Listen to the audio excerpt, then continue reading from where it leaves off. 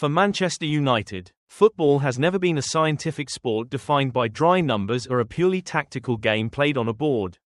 With this club, football is madness. It is scripts that lie beyond all data, and it is a place where the line between hell and heaven is separated by exactly one heartbeat.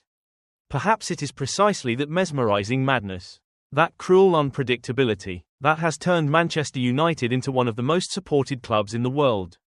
Here, people do not simply love a team that knows how to win, they love a team that knows how to break their hearts and then mend them in the very last seconds.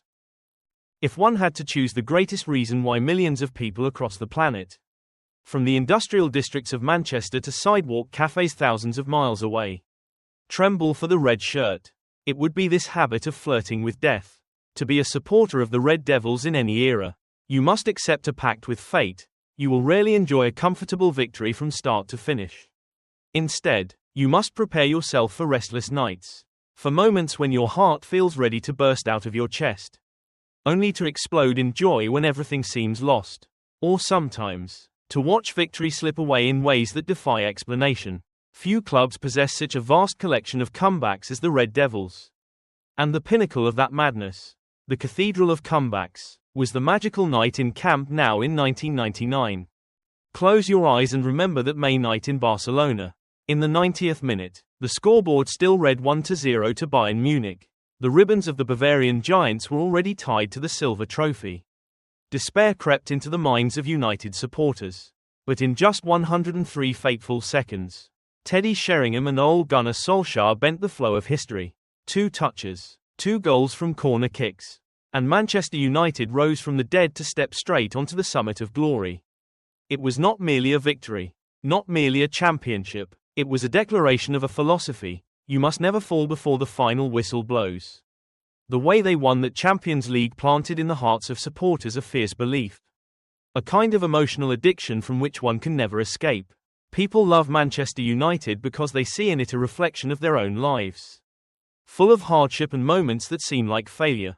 But with one final effort, with unwavering belief, miracles can happen. And it was not only 1999.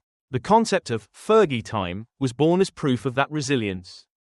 Those were the stoppage time minutes when opponents trembled, and the Red Devils revealed themselves as ruthless predators. We remember Steve Bruce's header in 1993 that helped United win the Premier League after 26 years of waiting. We remember Federico Macheda, the unknown 18-year-old, spinning and firing into Aston Villa's net in 2009 to decide a crucial match. More recently, the unbelievable comeback against PSG in Paris, or the countless 3-2 victories after trailing by 2 goals. Commentator Clive Tilsley once uttered a legendary line on that Camp Nou night: "Can Manchester United score? They always score." That sentence perfectly captured the identity of this club. They may disappoint you, frustrate you, even anger you, but they always know how to pull you back with unforgettable moments. It is that unpredictability, that emotional explosion, that keeps supporters hooked and turns love for the club into an unbreakable habit. Another key factor that has made Manchester United a global club lies in the personalities, the extraordinary stars they have possessed. Old Trafford is called the Theatre of Dreams, and a theatre always needs great artists to perform unforgettable plays. Throughout history, the Red Devils have been fortunate to have names that, when mentioned, immediately radiate a uniquely United aura. Take Eric Cantona. King Eric was not the most technically gifted player in the world, but he possessed the greatest ego. The way he popped his collar, the way he lifted his head and gazed at the world after scoring a masterpiece.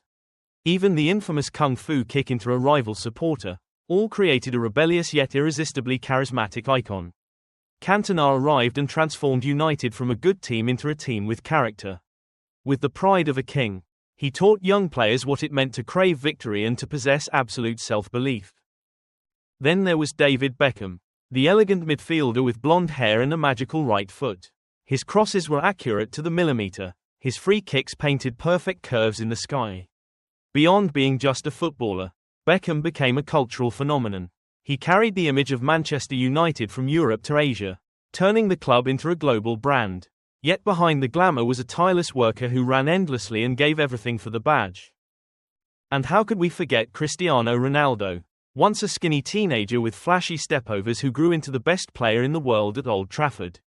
Ronaldo represented ambition, relentless work ethic, and the pursuit of perfection. Thunderous goals. The knuckleball free kick against Portsmouth. The header against Chelsea in Moscow 2008. All are fragments etched into memory. Wayne Rooney embodied another extreme. He was the symbol of ferocity and local passion. Rooney played as if every match were the last of his life, fearless, fiery, ready to do anything for the team. His bicycle kick against Manchester City in the 2011 derby remains one of the greatest goals in Premier League history. His arrogant arms-wide celebration seemed to tell the world, "This is Manchester, and it is red." Not to mention the quiet brilliance of Paul Scholes with his pinpoint long passes and thunderous long-range shots. Ryan Giggs with his blistering runs down the left flank for over 2 decades. And Roy Keane, the exemplary captain with a steel spirit ready to intimidate any opponent. Each different, each unique, yet all sharing the same Red Devil blood. Their diversity and excellence attracted supporters from every age and social class, forming a vast global community. To truly understand why people love Manchester United so deeply, one must return to one of the most tragic yet heroic chapters in football history, the Munich air disaster of 1958. On February 6, 1958, the fateful flight claimed 23 lives, including 8 members of the Busby Babes, Sir Matt Busby's children. They were young, extraordinarily talented players, back-to-back English champions, on their way to conquer Europe. Duncan Edwards, considered one of England's greatest talents, died at a heartbreakingly young age. That pain could have destroyed any club. But Manchester United did not die. From the wreckage in the snow of Munich, an immortal spirit was forged. Sir Matt Busby rose again to fulfill his promise to the fallen. For 10 long years, he rebuilt the club, constructing a new generation from the fragments. And then, at Wembley in 1968, exactly 10 years after the tragedy, Manchester United became champions of Europe for the first time by defeating Benfica. When Bobby Charlton, a survivor of Munich, lifted the European Cup, tears flowed. It was not just a football victory, it was life triumphing over death. Resilience conquering adversity, that miraculous rebirth became part of the club's soul. It reminds supporters that no matter how life crushes you, no matter how deep the tragedy, if you refuse to give up, you will find the light. Speaking of greatness without mentioning Sir Alex Ferguson would be incomplete. He was the patriarch, the chief architect, the man who held the soul of Old Trafford for more than a quarter of a century. When he arrived in 1986, United were lost in Liverpool's shadow. He promised to knock Liverpool off their perch, and he did. 13 Premier League titles, 2 Champions Leagues, 5 FA Cups, and countless other trophies followed.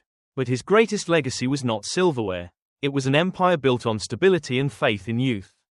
The class of '92, Beckham, Scholes, Giggs, Neville and others, proved his philosophy that you could win with homegrown children.